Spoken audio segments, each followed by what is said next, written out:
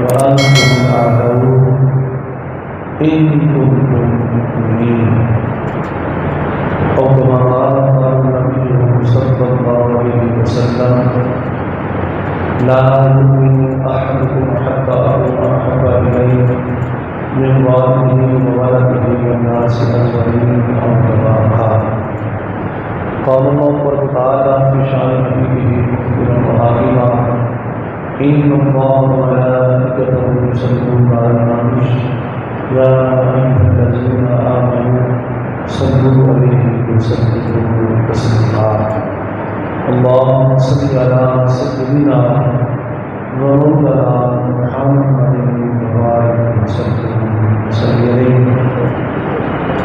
تمام اباب مل کے درود سے پڑھو صلاۃ و سلام علیک یا سیدی یا رسول اللہ وعلی آلک و اصحابک یا سیدی یا محبوب اللہ الصلاۃ و سلام علیک یا سیدی یا فاطر النبیین وعلی آلک و اصحابک یا سیدی یا فاطر المعصومین۔ اللہ تعالیٰ جلال کریم کے حمد و ثنا کے بعد حضور سید عالم شفیع معظم کل مجسم صلی اللہ علیہ وآلہ وسلم کے دربار میں صلاۃ و سلام پیش کرنے کے بعد علماء گرامی قدر اور آپ تمام معزز محترم سامعین و حاضرین و ناظرین، اللہ تعالیٰ جناب الکریم نے ارشاد فرمایا ولا تہنوا ولا تحزنوا وانتم الاعلون ان کنتم مؤمنین۔ بس میری طرف ذرا آپ توجہ فرمائیں ذرا۔ فرمایا سست نہ ہو جاؤ اور غم نہ کھاؤ، تم ہی غالب آ کے رہو گے اگر تم مومن بن گئے۔ اگر تم مومن بن گئے تو تم ہی غالب آ کے رہو گے، تمہیں کوئی دنیا کی طاقت ہرا نہیں سکتی، مغلوب اور مفتون نہیں کر سکتی اگر تم مومن بن گئے۔ میرے عزیزوں، دوستوں، بھائیوں، آج اس وقت جو حالات کی تلخیاں اور مصیبتیں بلائیں جو ہمارے آس پاس جو ڈیرا ڈال رہی ہیں وہ آپ کے سامنے ہیں۔ کتنی ساری پریشانیاں اور مغربی طاقتوں کے کتنے چیلنج ہیں۔ یہود و نصارہ کتنی بے باکی کے ساتھ ہم سے لڑ رہا ہے، اپنی ساری ٹیکنالوجی کو ہم پہ صرف خرچ کر رہا ہے، انٹرنیٹ کے ذریعے، اسکرین کے ذریعے اپنی بے حیائی کو ہمارے درمیان پھیلا رہا ہے، اور ہر حربہ اور ہر ہیلہ آج وہ استعمال کر رہا ہے۔ یقیناً آج میں آپ سارے اور پورا ملک پاکستان آج پریشان ہے،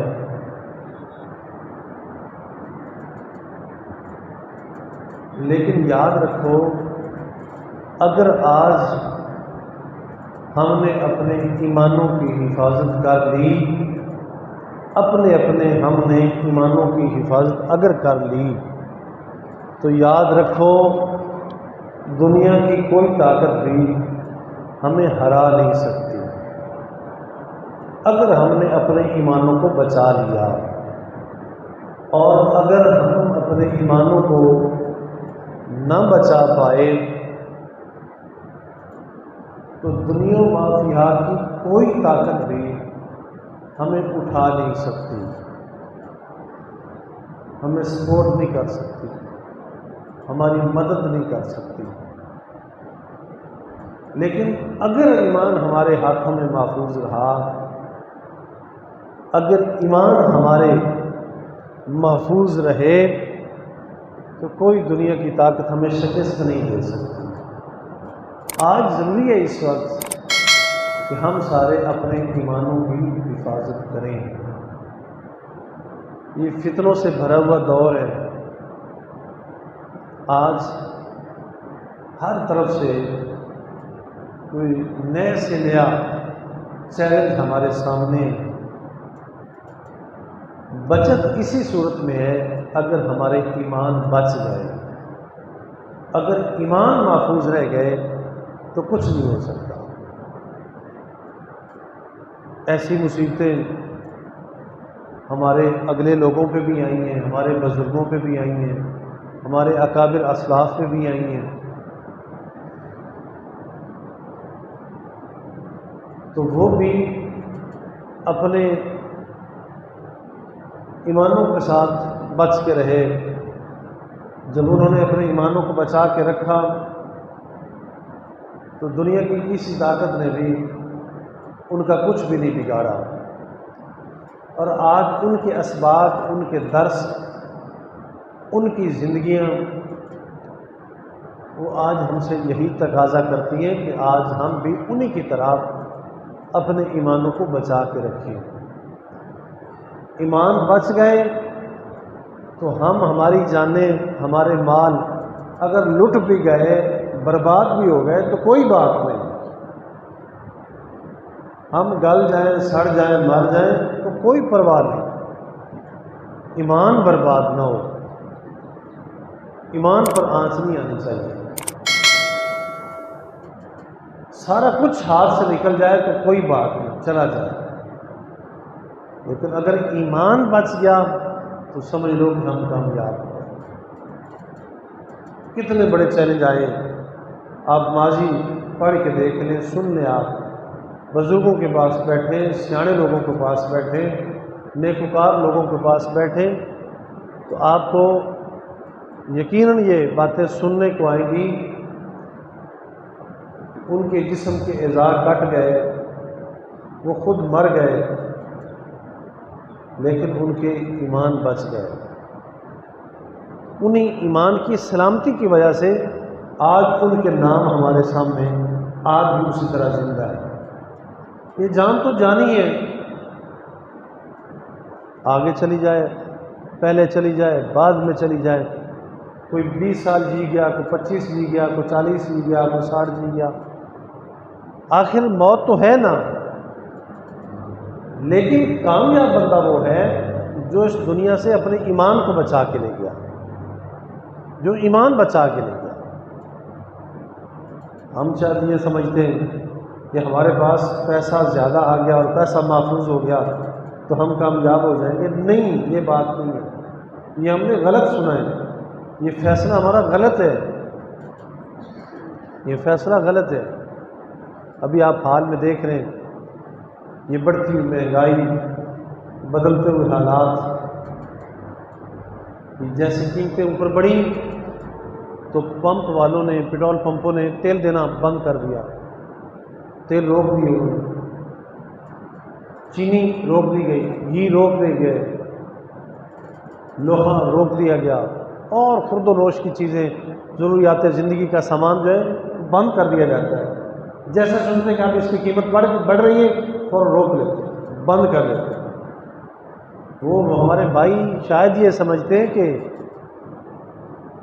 ہم نے پیسہ بچا لیا تو ہم بچ جائیں گے، نہیں، حالانکہ وہ ہمارے بھائی ہیں، ہماری برادری سے ہیں، ہمارے ایمانی رشتے ہیں، وہ بھی مسلمان ہیں، ہم بھی مسلمان ہیں۔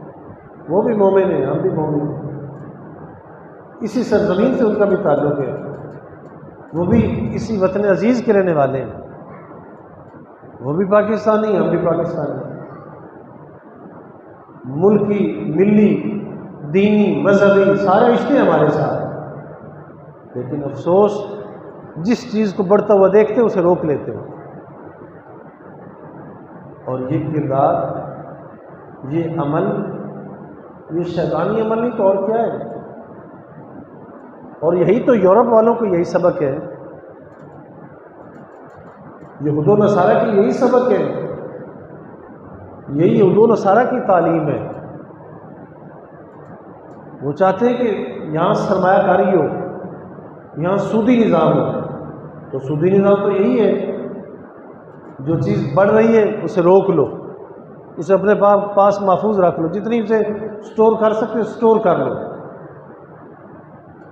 دوسرے کا نقصان ہو اپنا فائدہ ہو، یہی سارا سودی نظام یہی تقاضا کرتا ہے، یہی چاہتا ہے، یہی یہود و نصارہ کی یہ لابی ہے۔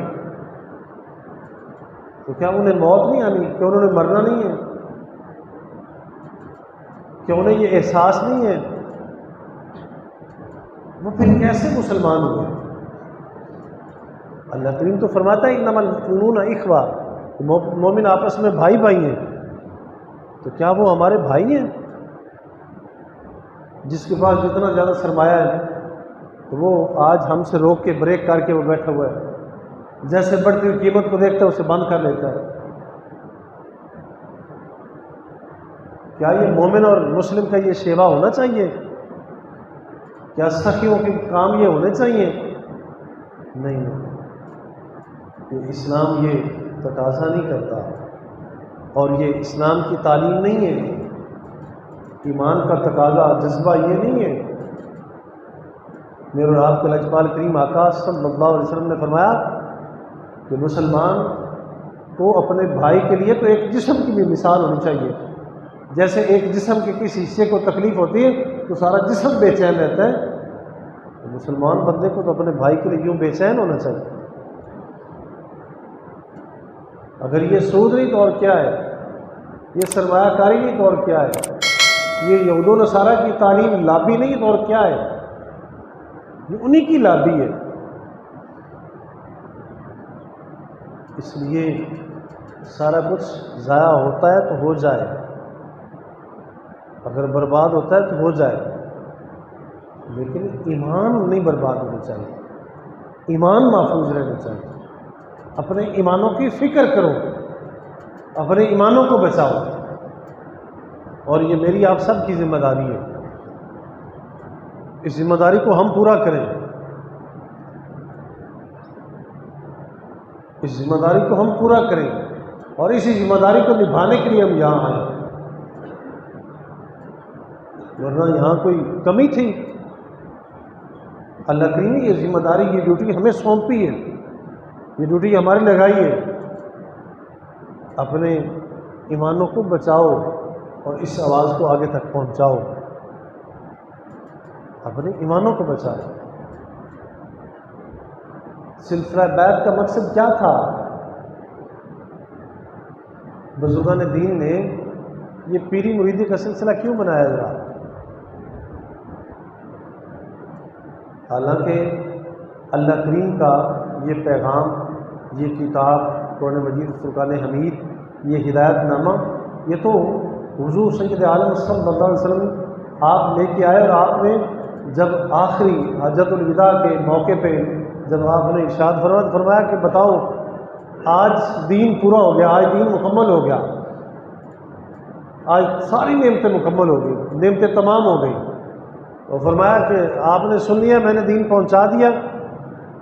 تقریباً 1.5 لاکھ صحابہ کی تعداد ہے، تقریباً کم و بیش، تو سب نے 1 لاکھ ہے، 1,20,000 ہے، 30 ہے، 40 ہے، 150 ہے، تو ساروں نے یعنی بآواز بلند انہوں نے اقرار کیا، ہاں اللہ کے محبوب یقیناً آپ نے پہنچا دیا اور ہم نے سن لیا۔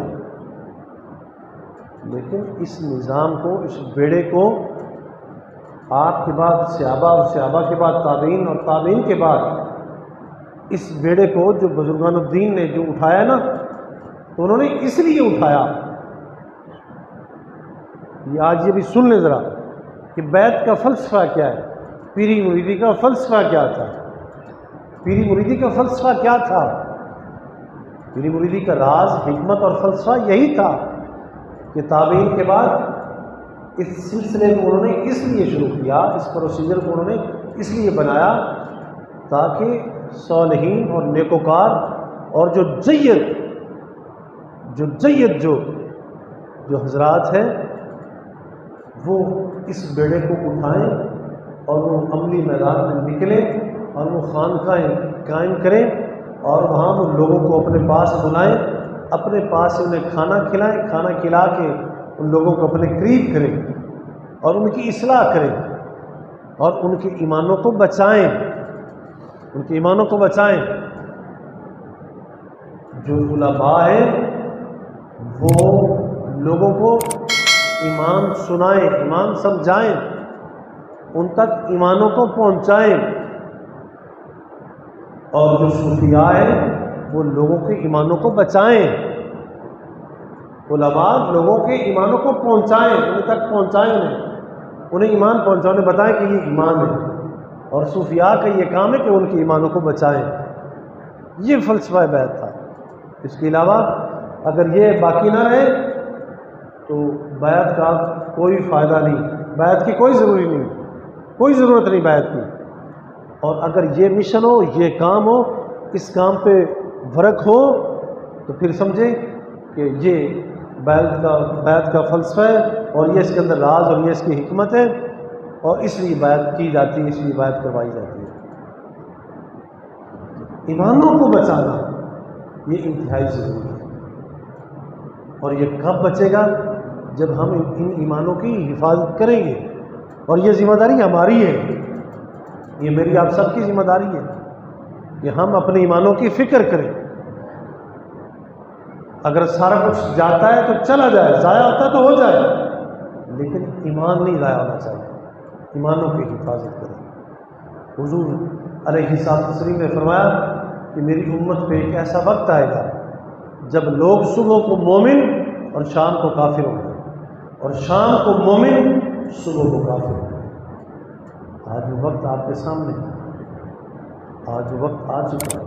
یہ فتنوں سے بھرا ہوا دور، فتنوں سے بھرا ہوا دور۔ آج ہم میں سے کامیاب بندہ وہ ہے جو اپنے ایمان کو بچا کے لے گیا، اور جس